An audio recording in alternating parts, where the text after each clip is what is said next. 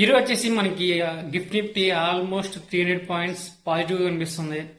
కారణాలు వచ్చేసరికి ఈ యుఎస్ ఇరాన్ మధ్య డీల్ అయినట్లు కొన్ని చోట్ల కనిపిస్తుంది. బట్ లేదు, కొన్ని టెన్షన్స్ కండిషన్స్ కారణంగా అగ్రిమెంట్ చేసుకున్నారు.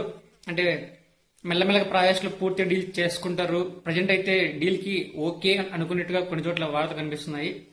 బట్ నాకైతే వచ్చిన ఫైనల్ క్లారిటీ ఏంటంటే డీల్ కి ఒప్పుకున్నారు, కానీ ఫైనల్ గా సైన్ అయితే ఇంకా అవ్వలేదు. సో అంటే ఫైనల్ గా డీల్ అయితే అవ్వలేదు. ప్రజెంట్ ఆన్ ప్రాసెస్ అంటే డీల్ కి ఓకే అనుకున్నట్టుగా ఓకే అనిపిస్తుంది అనమాట. సో దీని కారణంగా ప్రజెంట్ మనకి క్రూడ్ ఆయిల్ కూడా దాదాపు 4% పడింది.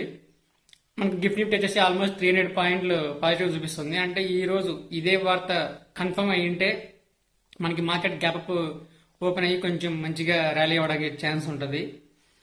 అంటే ప్రజెంట్ డీల్ కి ఓకే అనుకున్నారు అన్నట్టుగా వార్తలు ఉన్నాయి. కన్ఫర్మ్ గా డీల్ అయిపోయింది, సైన్ చేసేసాం అన్నట్టుగా ఇంకా క్లారిటీ లేదు.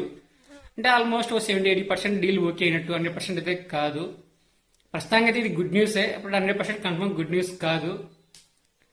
సో ఇది 100% కన్ఫర్మ్ అయితే మనకి పర్ఫెక్ట్ గా మార్కెట్ ఒక సైడ్ తీసుకొని ర్యాలీ అవ్వడానికి ఛాన్స్ ఉంటుంది.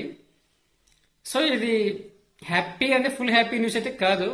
మరి చూడాలి ఈరోజు మార్కెట్ ఎలా ఓపెన్ అవుతుంది, ఎలాగ సస్టైన్ అవుతుందో చూడాలి.